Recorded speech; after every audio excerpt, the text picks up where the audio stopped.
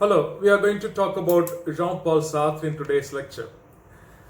Jean-Paul Sartre was born in the year 1905 and died in 1980.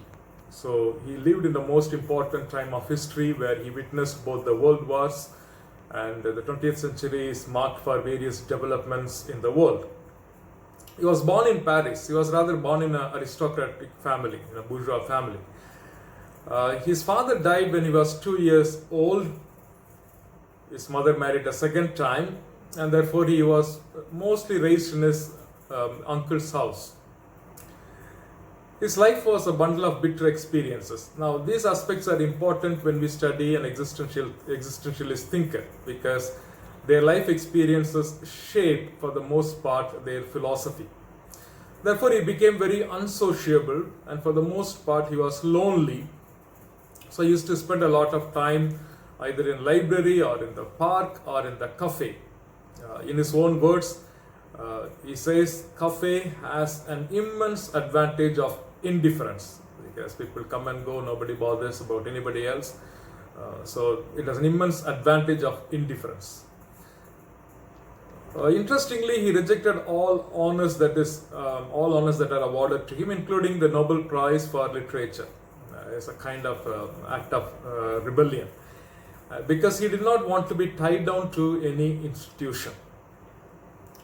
To his credit, he has got many works. Some of them are very important, like Nausea, Imagination, Being and Nothingness, Existentialism and Humanism, Critique of Dialectical Reason, and so on. Besides that, these writings, he has got many plays, existential plays. They are very, very famous, and some of them are made into Hollywood films in the past. Most of them are in black and white, I think. Some of his main ideas are like God is impossible. For him, God just cannot exist. He is impossible. Reality is absurd. Human person is absolutely free. The words he uses, human person is condemned to be free. Human person makes his own morals and destiny, and the human person lives in anguish and despair. Hell is other people. Human person is a useless passion. Death is the end of absurd existence. Now, these are some of the important statements that he has made. We'll discuss some of them. Now, if you notice, these few sentences sum up his entire philosophy. He is very popular among the contemporary philosophers. That is mainly due to the content of his philosophy and his mode of communication. He was a powerful speaker. He could connect to the masses in a very powerful way. So therefore, he is very popular, especially through his novels and plays.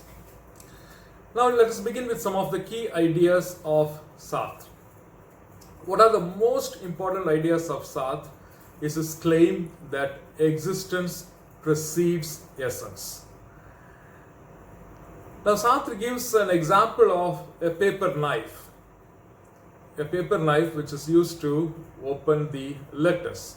In the olden time, when postal service existed, when you receive an envelope, you have a particular kind of knife, not sharp enough, but it's just to cut open the letters. The paper knife would not exist if it did not have a purpose. So the paper knife is made for a particular purpose. Here in the purpose of the paper knife is to cut open the letters. In other words, we wouldn't produce a paper knife without knowing what it is for. We produce it only when we know what it is for. If you use it to stab somebody, obviously it is not going to do any good. Yes, if that's not the purpose, you really cannot kill anybody with that. So in this case, if you understand, the essence precedes the existence. Now, what do we mean by essence? Traditionally, philosophers make a distinction between essence and existence. Essence is the substance of the thing which has a particular purpose. Now in this case, the paper knife has a particular purpose, and that is what its essence is all about. Without this purpose, it doesn't exist. In case if we didn't have letters, and if we didn't have the need to cut open the letters, we wouldn't have a paper knife. So it is the purpose of it, that is the essence of this, that has led to the existence of the paper knife.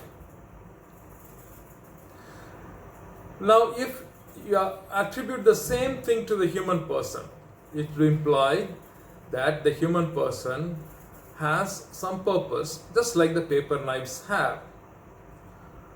So if the paper knife is made by a genius human who invented it for a particular purpose of cutting open the knife, then that particular person who had invented this paper knife had imagined the purpose of the paper knife in his mind.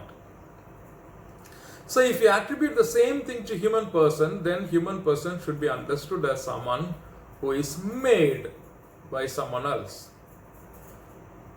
The person who made the human person already had in his mind the purpose of the human person. In other words, this is normally the theistic worldview attributed to God. Now, God was having something in mind. He was thinking something. In other words, God wanted someone who can do something. So God created humans. So just as there are things that you should or should not do with paper knives, then it would imply that there are things that we as humans should do or should not do.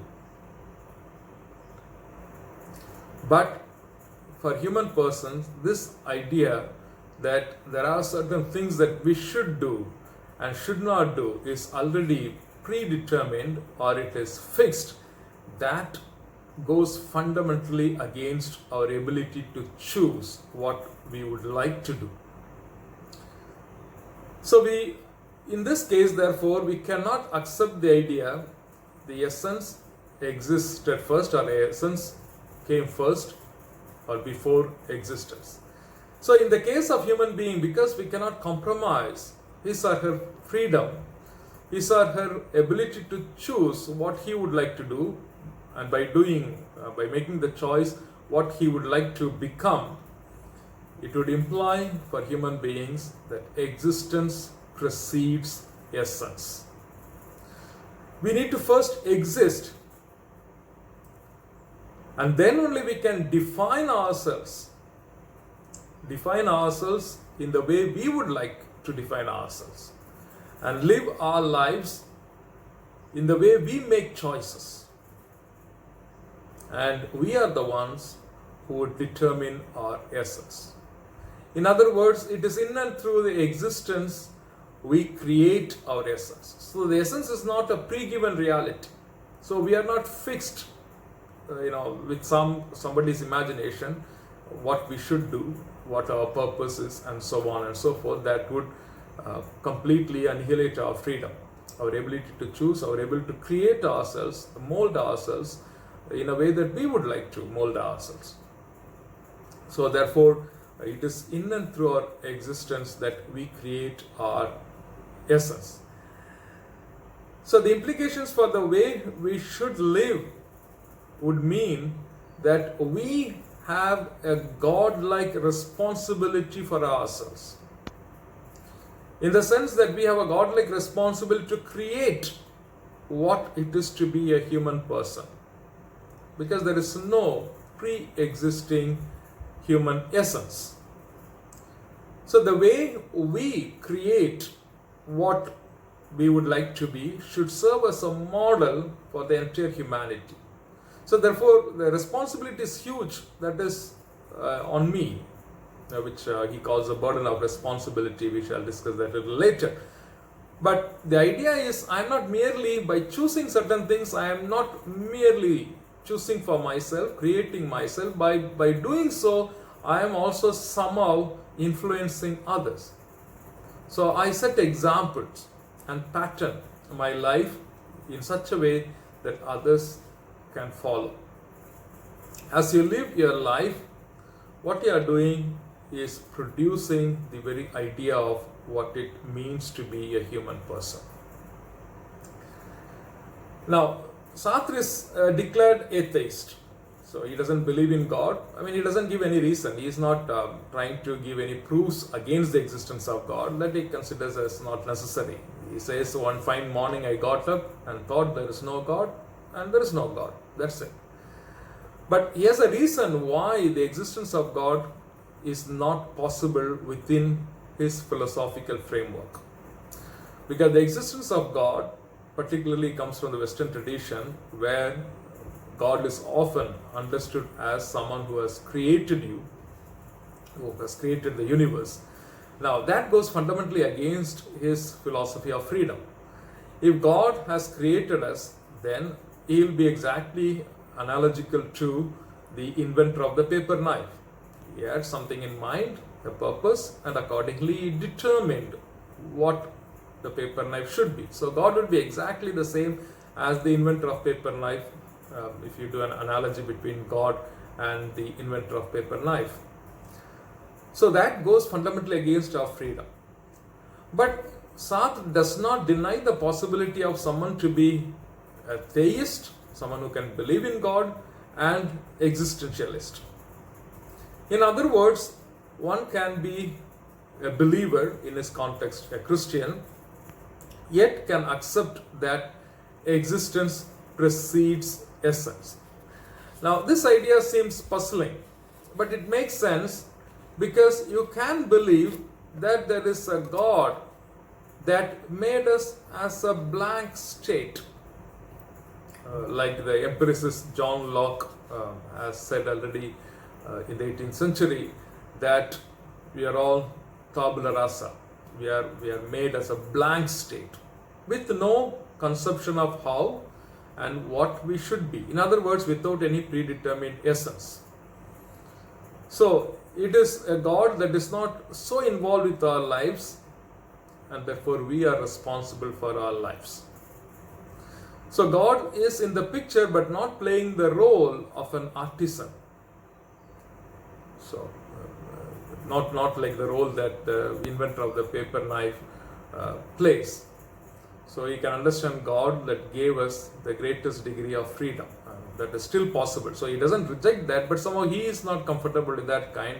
As I told you, he had no reasons given to say why he is an atheist. He simply said, well, one fine morning I got up and said, there is no God, and I think, and that makes sense, there is no God, that's it. So this idea of existence precedes essence is very crucial to understand Sartrean philosophy. Sartre in this context makes a distinction between two important philosophical terms, being in itself and being for itself. Sartre outlines the binary distinction that dominates his book, Being and Nothingness. The distinction he makes is a distinction between the unconscious being. The unconscious being is the being in itself. In French it is en soi, être en soi. He makes a distinction between the unconscious being, that is being in itself, and the conscious being, that is being for itself. Being in itself is something that lacks the ability to change. It lacks the ability to change because it is unconscious, because change happens through conscious effort. And it is unaware of itself. Obviously, being in itself has no consciousness. Contrary to that, being for itself is conscious, not conscious of anything. Yes, it is conscious of anything or everything, but more importantly, it is conscious of its own consciousness. It's like, I know that I know. I am aware of the fact that I am aware of. So, being for itself is not merely conscious, but it is conscious of its own consciousness, but this consciousness is not complete. For Sartre, because it is not complete, it is still undefined, and because it is undefined, there is certain amount of non-determination. And this non-determined nature is what defines human freedom. Since the being for itself, particularly the human person is the being for itself, lacks a predetermined essence, the being for itself is forced to create itself from nothingness. Practically there is nothing given as essence. So what are you?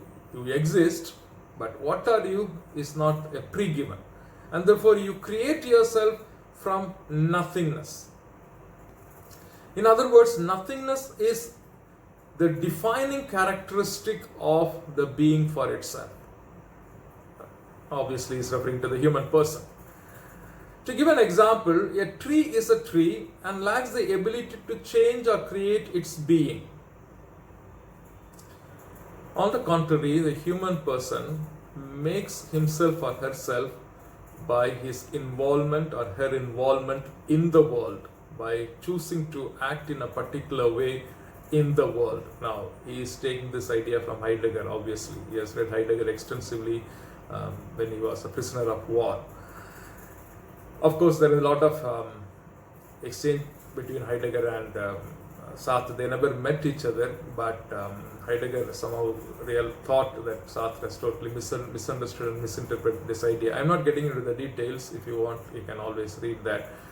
The famous essays of Sartre, Existentialism is Humanism, and Heidegger's reply to the letter on humanism. I mean, that is where you find their disagreements emerging very clearly. The human person, therefore, is a being for itself and must actuate his or her own being. Sartre introduces another idea that the human being for itself, the human being that is a being for itself, possesses meaning only through his or her perpetual foray into the unknown future. In other words, the human person is not essentially what one might describe him or her as now. For example, now I am a teacher. But it doesn't mean I am a teacher the way a rock is. A rock is always a rock. So, myself as a teacher is never a fixed essence. So the way Sartre interprets his past and foresees his future is in view of a series of choices the individual human person makes. I chose to be a teacher, so am I. Tomorrow I can choose to be something else, and I will be. Sartre explains this as something inevitable in a conscious being, that is, the being for itself.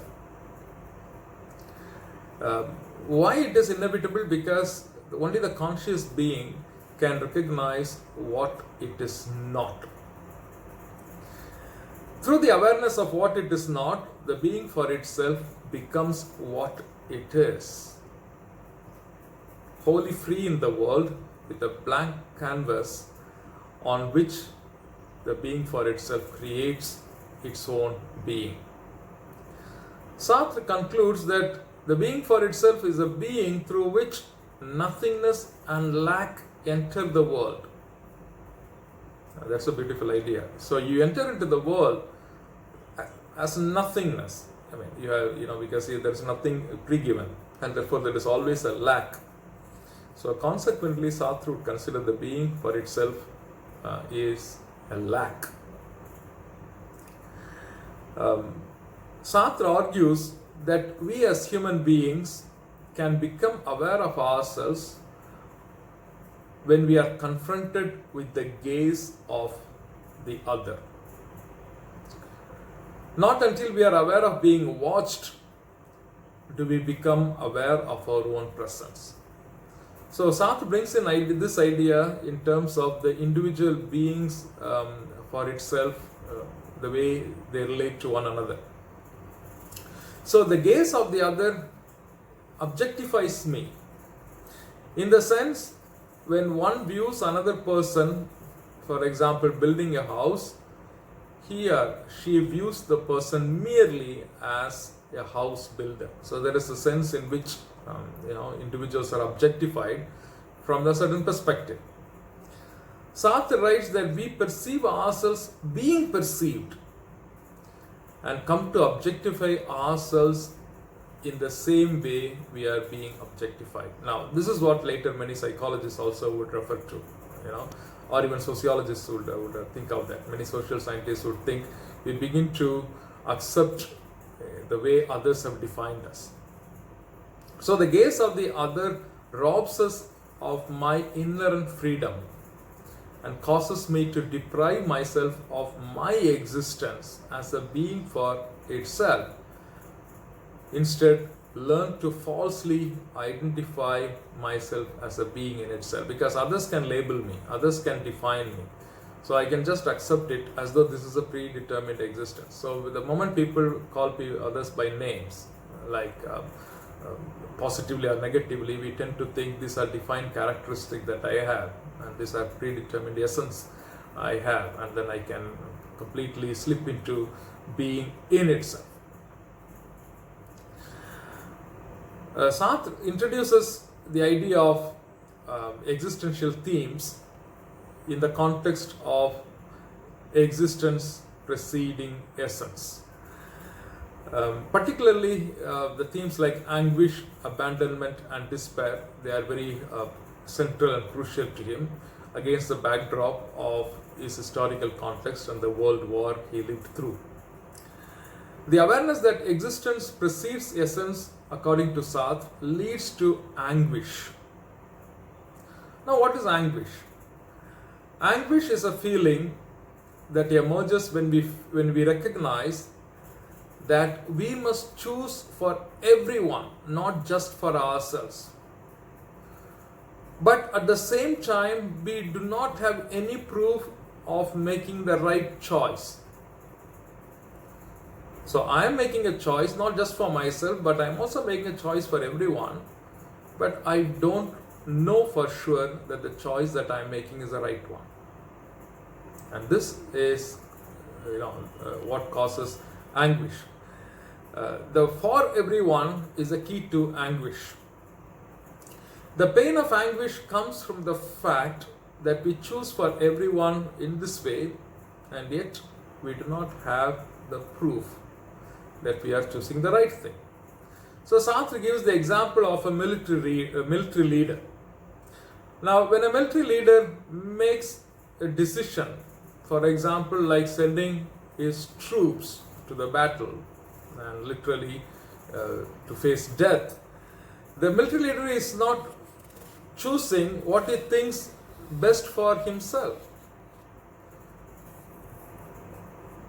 He should take the responsibility, and it is inevitable that he would feel the anguish. So because he is making a choice for someone else's life. Sartre says that we never choose for ourselves. We actually choose for everyone. For example, when somebody, this is all the more true when it comes to ethics. So for example, someone chooses monogamy. So this is the right choice to make. So the person who chooses monogamy is not merely choosing for himself or herself, but chooses it for everyone. Because you are the one who are creating what it means to be a human person. So you have a God-like role, and therefore that creates the anguish. Sartre also talks in the content of abandonment, he talks about the dilemma of the young human person who has to make a choice between staying home with his mom or to join the French resistance against the Nazis. So it is in this context he tries to explain abandonment by providing this example, this sense of feeling abandoned. Abandonment would imply for Sartre the sense of losing all sure principles given by others. When you make a choice between two, normally you look for certain principles that can guide you to make the right choice. But you realize, no matter how hard you try, all these principles that are given to you by others, they are not very convincing to you. So all these principles somehow seem to be not helpful. So abandonment is realizing that these other things can't determine how we actually behave, and we really cannot depend on them. You have a sense of being lost. If you depend on them, you are committing to what others are telling you to choose. But you are the one who have to make a choice. It's like telling if you are a driver, and if everybody else is giving you instruction as to how to drive, and there's going to be absolute chaos. If everybody does the backseat driving, that will be terrible. So you can pretend it is otherwise, but you would be deceiving yourself. So, people would say, but there are also certain moral standards, there are some traditional teachings or religious teachings to which we can turn. Though we can turn to these teachings, it is up to us to judge those moral standards or those religious teachings, because we are not passive receivers of any of these things. The only consoling thing for Sartre is, I am not the only one who is lost. Everyone else is lost. All of us are in the same boat. So we are not loners. There are others in the same boat, and to that extent, we can depend on others. Sartre also explains his idea of despair. Despair comes from the realization that we must depend on others, but we are not sure how they would act. Will they be cooperative or they will not be cooperative? We have no idea. Sartre gives the example from the political setting of 1940s. He thinks of the resistance members who had to rely on one another when they battled the Nazis. So you are part of the resistance group, the French resistance army, but you need to depend on each other, but you don't know whether you can really trust the other person, whether the other person would be fully backing you up. He also thinks of the idea of Marxist struggles, where they have to count on one another whom they would consider as comrades. In a modern setting, we can feel despair in different kinds of situations. You go out and work hard for a political candidate on election day. This will only make a difference if other people do the same across the country. So you may be a party member, for example, and you are working hard, you are working for the success of a particular candidate or a particular party, but you don't know whether others would do as much as you are doing. Now, how is this idea of, so you feel despair, but how is this idea of despair related to the idea that existence precedes essence? We can't be sure how others will act because there is no inbuilt human essence. If there is an inbuilt human essence, then we can know how others would act. We don't know. I mean, this is something that is intrinsic. We can never understand others, let alone we can never understand ourselves in the first place. So we remain always a mystery. And on the top of it, to understand others, their motives, whether they are really with you or they are not really with you, or they are pretending to be with you, you have no idea about any of these things, because there is nothing like something, a fixed essence is there in them, we cannot be sure of. Unlike the being in itself, for example, if a tree, if a seed in a particular environment, in a particular manure and so on will grow in a particular way. I mean, that's very, very easy. It is predictable. Human persons are not predictable because there is no inbuilt essence, because they keep creating their own essence. They keep making themselves constantly. There is no question of predictability. There is, however, according to Sartre, there is a lot of unpredictability. So, though some critics would say there is much more human predictability than Sartre was willing to admit, well, this is a matter of debate. But to some extent, definitely Sartre is right. We can at least say convincingly there is, to some extent, there is a sense of unpredictability in the humans. It is true that in situations requiring cooperation, we have to take all the risk. because we don't know. We don't know for sure whether we get the same cooperation from others. So that is why, assuming leadership is always difficult, because you never know whether everybody is on the same page. So this is also true in everyday experience of ours. Like, for example, driving can be very rewarding experience if we know for sure everybody will follow the traffic rules. Everybody will stop at the red light and everybody will move only at the green light. But do you think that is the experience that we have? No. It creates too much of despair in us, because we may be following all the rules, but the other absolutely would not follow anything. When I came back from abroad, I was very particular when I was driving on the streets of Pune. I follow every signal. Afterwards, I realized it looks like I am kind of completely, out of the whole synchronization, because everybody wiggles through his way, and I was trying to be completely. People would get annoyed with the way you would drive, because you are not just going in the flow. So you want to go in the flow. There's a lot of unpredictability there, how others would respond in a situation. So this is what leads to despair. These are many of these existential themes that Sartre discusses in detail. I'm going to stop now, so we'll open up for some discussion, then I'll come back with the lecture. One of the important themes that Sartre discusses in his writing is the idea of freedom. So in the early phase of his career, Sartre focused mainly on his belief in the sanctity of every individual consciousness.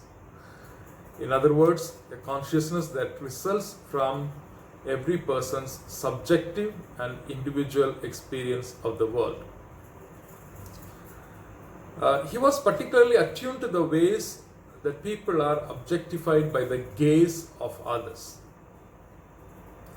But gradually, as Sartre became more involved in the concrete political questions of his time, he began to focus more on the larger social structures that systematically objectify people and fail to recognize the individual consciousness and the individual innate freedom. Now, for Sartre, these structures include capitalist exploitation, colonialism, racism, and sexism. So Sartre was initially looking at the individual gaze that objectified you, but later he realized there could be a systemic gaze. The structures could also objectify you. And some of these structures for him, these are very relevant even today: capitalist exploitation, colonialism, racism, and sexism.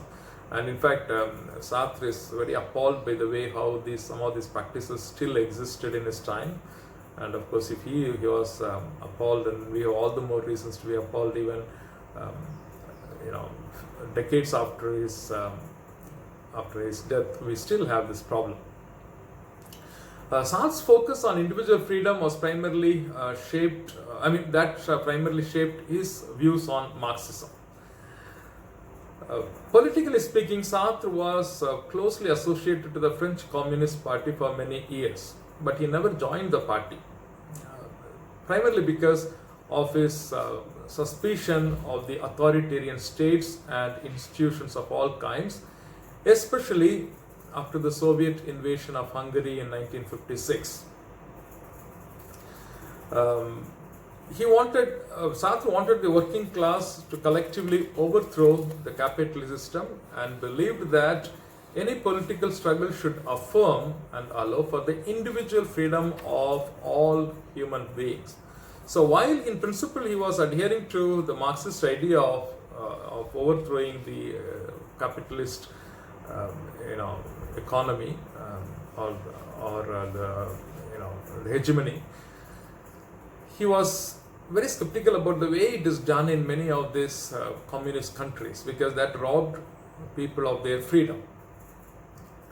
So in accordance with this view, Sartre did not accept Marx's view that economic and social realities define consciousness. Now, why is that? Because Sartre is a champion of freedom. But Marx's essential claim is our consciousness is determined by the material conditions of history. So basically the economics. This goes against the fundamental assertion of Sartre that we are free beings. So Sartre thought we are always free beings. No matter how objectified we may be, the gifts of freedom and consciousness mean that we always have the possibility of making something out of the circumstance of objectification. Even if there is a structural objectification including capitalist exploitation or sexism or racism, this is not going to define me. I'm going to resist. I'm going to make my choice even within this objectification that happens. So in Sartre's view, individual freedom of consciousness is a human personality's gift. But at the same time, it is also the human person's curse. It is a curse because it comes with the responsibility to shape our own lives. And this responsibility is not an easy one because it comes with a hurdle. So I have a freedom to choose, yes, but there's a lot of hurdles and obstacles that I face because of this objectification, not merely by the gaze of another individual, but there is also a systemic way in which I am objectified. So it becomes a curse. My freedom becomes my curse because it brings with it a godlike responsibility for me to struggle with these obstacles and to create and shape my life. It is in this context he would also call the responsibility as burdensome. While Sartre believed in the essential freedom of individuals, he also believed that as free beings we are responsible for all the elements, for our consciousness and for our actions. In other words, with total freedom comes total responsibility. I cannot find fault with someone for the situation I am in. He believed that even those people who wish not to be responsible, who declare themselves not responsible for themselves or their actions, are still making a conscious choice. They are making a conscious choice not to assume responsibility. To that extent, they are responsible, for anything that happens, including the consequence of their inaction. So Sartre's moral philosophy maintains that ethics is essentially a matter of individual conscience. So it is not that you follow a certain set of rules, there are certain moral codes that make you an ethical person. You become an ethical person by making certain choices for yourself, which has certain consequences and assuming responsibility for those consequences. Sartre reveals much about his own choice in the writings about oppressive social structures and the ways in which individuals might ideally interact with each other to affirm their respective human personalities. At the same time, he is dismissive of any version of universal ethics, just like what utilitarians or the deontology of Kant would give us. He is therefore clear in his belief that morals are first and foremost a matter of subjective individual conscience.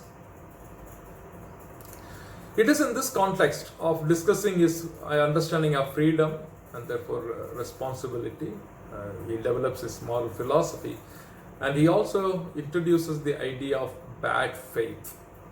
Now, bad faith has a very technical meaning. It's a translation from French. Now, what does this bad faith mean for Sartre? Essentially, it means deception. Now, what is this deception? It is not any old deception. In the context of Sartre, distinctive theory of self-consciousness, it is a reflexive form of deception that arises from unfolding the paradox of lying to oneself. In other words, it is a self-deception. You lie to yourself.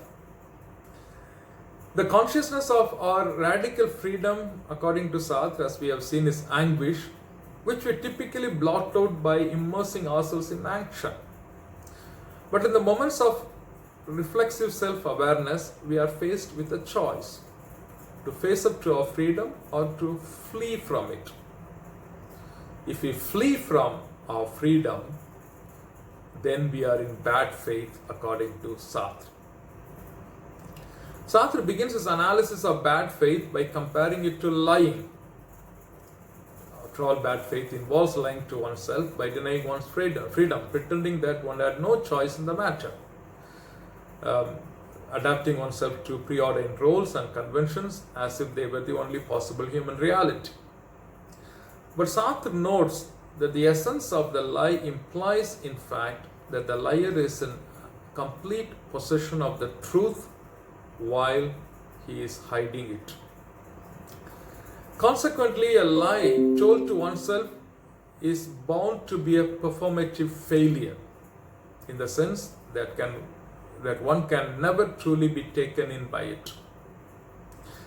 It therefore has to be supplemented by a second lie, whereby we deceive ourselves by pretending that we are deceived. So it's a lie after lie.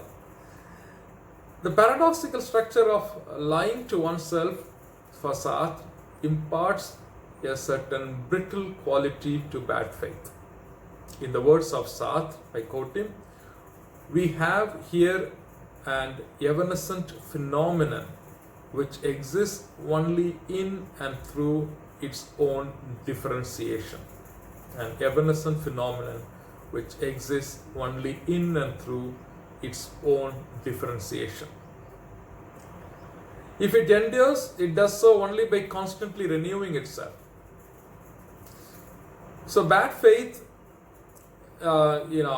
is lived in a particular style of life, and Sartre identifies bad faith with the hypocrisies of the bourgeois convention. Bad faith has a metastable nature because it imparts a certain symmetry of the choice mentioned between facing up to our freedom or fleeing from our freedom. Now, this is one of the important themes that Sartre keeps affirming. He keeps returning to this idea time and again, particularly in 1945 in his famous lecture titled Existentialism and Humanism. He notes in clear words, choice is possible. But what is not possible is not to choose. I can always choose, but I must know that if I do not choose, that is still a choice.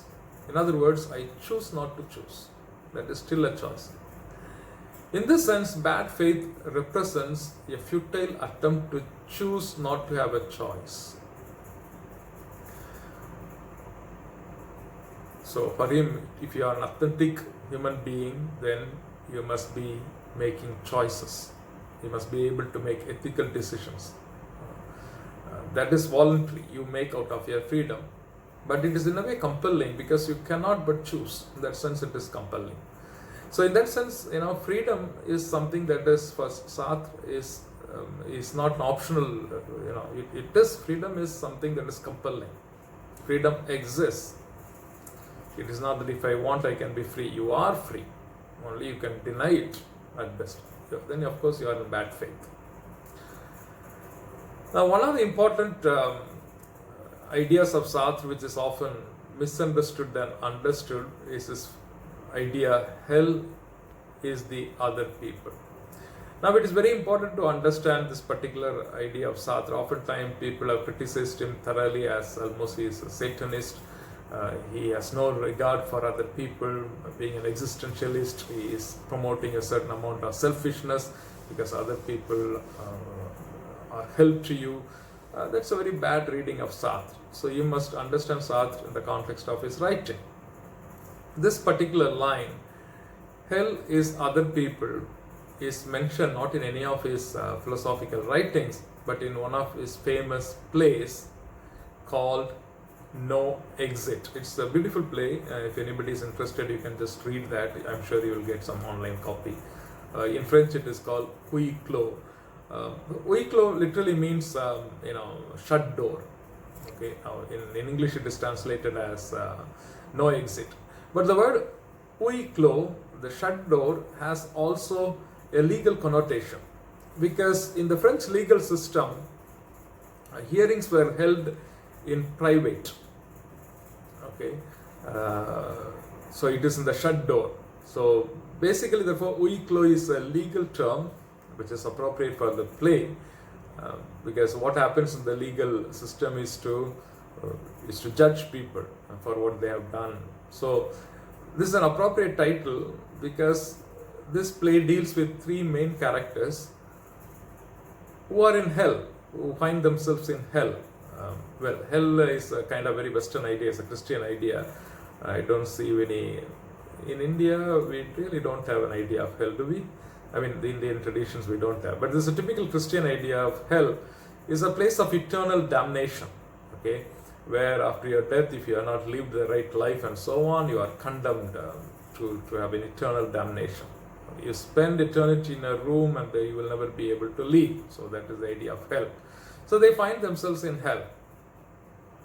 So this line, hell is other people, okay, is a context in which that, one of the characters in the plays says this particular thing, hell is other people. We need to understand this in the context of this play.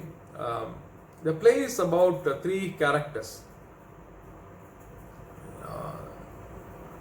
Now the three characters involve one, Mr. Garcin, or sometimes also his name is given as Crado. Some translations give it as Garcin. Now who is Garcin? Garcan. He has tortured his wife, not just physically but also emotionally. Not only has he tortured his wife in his lifetime emotionally, but he also enjoyed it. And he had no remorse whatsoever for this kind of behavior. The second character is Ines. Ines was a gay, a lesbian. The problem is not that she was a lesbian. Sartre was a champion of all these things. But the problem was that she broke up a marriage so that she can gain access to the wife in that marriage. Estelle is a third character. She has murdered her baby because she thought, that would make her life, difficult for her to have a free life, and therefore she killed her baby, murdered her baby. That also caused the suicide of her boyfriend, the baby of the boyfriend. Therefore, he also committed suicide. Now, Sartre makes it clear the actions are not the reasons why these characters of the play find themselves in hell. Garcin or Crado always does anything he can to preserve his own self-interest. Now Sartre sees an attitude of Nazi in this approach. I mean, literally, Grado, the character of Grado or Garcin, is idea of is symbolic of the Nazi tendency. Do anything to preserve your own self-interest. Estelle, she is not only interested in others. Estelle is interested only in others to the extent they pay attention to her. Ines sees other people as targets for her manipulation. These characters are in hell because they are trivial and pretentious people. This is precisely Sartre's satiric point. They are in hell because they are petty bourgeois. Their concern for the world goes only as far as the extent to which the world services their needs. So others should serve them, not they should serve the world. Where it doesn't adequately cater to their needs, this is the most important point. They blame the world and the people in it.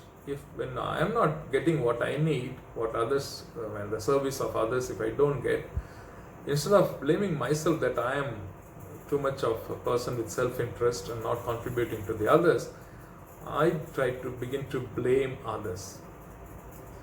They are the ones who don't assume responsibility for their lives. They think their life is miserable because others have done this, they have done this. So essentially you deny your own freedom by not assuming responsibility. And these people are in bad faith. For such people, hell is other people. So hell is other people is not for someone who assumes his or her freedom and acts with responsibility in good faith. Not at all. Only for those people who flee from freedom, who are in bad faith. For such people, others are hell. Hell is other people. But they don't realize they are in hell because they have made decisions that has led to this situation, not others. So they don't want to assume that, they don't want to accept it, they don't want to recognize it. So in other words, in blaming other people, the characters in the play, as Sartre points out, are pointing fingers in the wrong direction. Why should the world be responsible for any of the choices of actions that I make? Why should I blame others for what I choose to do? So ultimately, the play No Exit does not say that hell is other people. It only says, it evokes the idea of Milton's Paradise Lost, where the Satan, says, "Which way I fly is hell, myself am hell." So you can make your life a hell or heaven. That the choice is up to you. But when you don't do that, you find other is hell. So the famous statement of the Satan in the Milton's Lost Paradise: "Which way I fly is hell, myself am hell." We construct a hell for ourselves. So Sartre says, when we refuse to take the responsibility for our own actions, leaving us at the mercy of the options of others, obviously hell is other people. So hell is the other people is the expression of the damned souls, that is a metaphorical language, who will remain in the hell they have created until they learn to own up their own behaviors, or until they begin to choose to help each other, to put someone else ahead of their own. So hell is other people is exactly what Sartre is not saying. He is saying people who say hell is other people, they are missing the point. That's the whole approach of this, but oftentimes it is confused with this idea. It is in fact one of the characters which says in the play. So the characters have built hell with their own hands. They are the ones who will have to take it apart again. Others cannot do much about it. So if I create a hell for myself, I have to learn to break it down. So I cannot blame others for it. So it's a very beautiful idea in that sense. So again, it's a matter of affirming one's responsibility. There is a famous Netflix series, I'm sure most of you must have seen that, The Good Place, that is based on this idea of Sartre, by reversing it, of course. So instead of saying hell is, you see there are 4 characters there. I don't know if you have seen that. You think about it, it's quite interesting in that sense. In fact, one of the students last year wrote a seminar paper with me on this particular idea of Sartre existentialist thinking, and complementary part of The Good Place. Good. So if you are responsible, if you are free, then you assume responsibility for it, but you don't only assume responsibility for yourself but for others, and that responsibility should be translated to your commitment to the society. So the French word is engagement. The English translators give the same word for commitment. So engagement. You engage yourself in the social life. So you don't keep yourself away from social life. That explains why Sartre was very committed to social life, and he was typically a philosopher of the streets. He could go down the street and he was all the time on the street, when he had to raise his voice against the government. I mean, he has been arrested many times. So he criticized the government policies numerous times, particularly when the Algerian war, when the French went for Algerian war.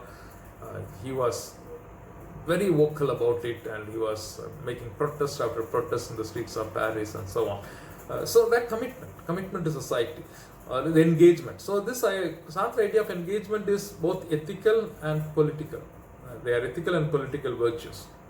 And it begins with the premise that humans are necessarily situated in particular places and time.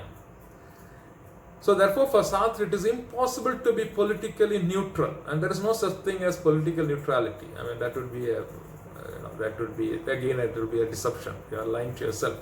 The only honest course is to openly admit and defend one's political commitments.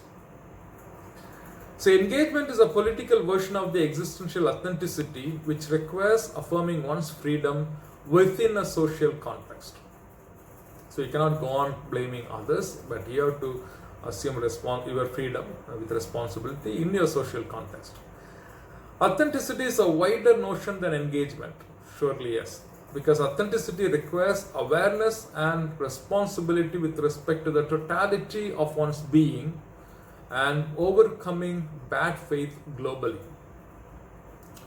Existential engagement, on the other hand, requires political awareness. It's not just awareness about the totality of your being, but the political awareness and responsibility and overcoming bad faith with respect to political issues. Therefore, you cannot be apolitical. You have to be political, no matter what your commitments are.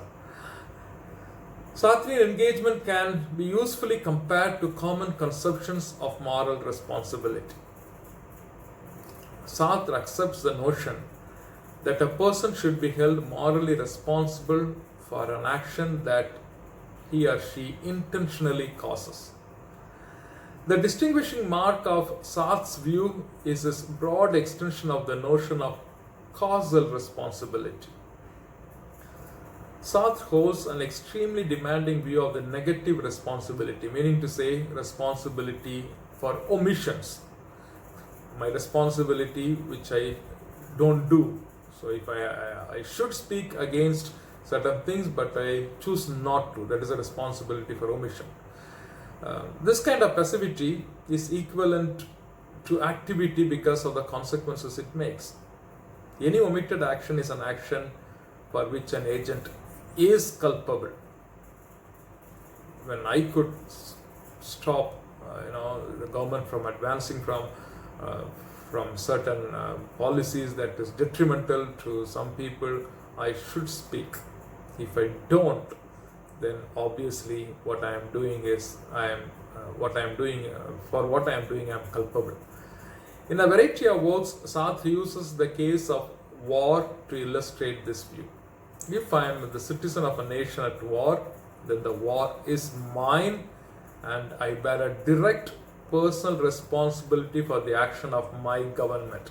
And that is the reason Sartre went on for the protest when the French went for war with Algeria, the Algerian war.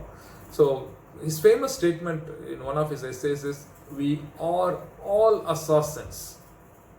This epitomizes his view.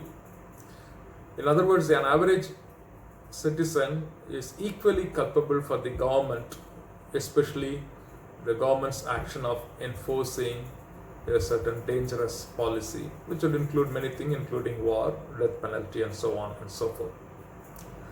Now let us sum up Sartre's idea. We will conclude this. In late works like his critique, Sartre combines a demanding account of personal responsibility with a functionalist view that individuals incarnate their environment. The result is a portrait of social responsibility that holds average citizens responsible for diffuse social ills like racism, poverty, colonialism, and sexism. You and I cannot say that I am not responsible for that. You and I may not be doing it, but we are all equally responsible because we have failed the people by not speaking.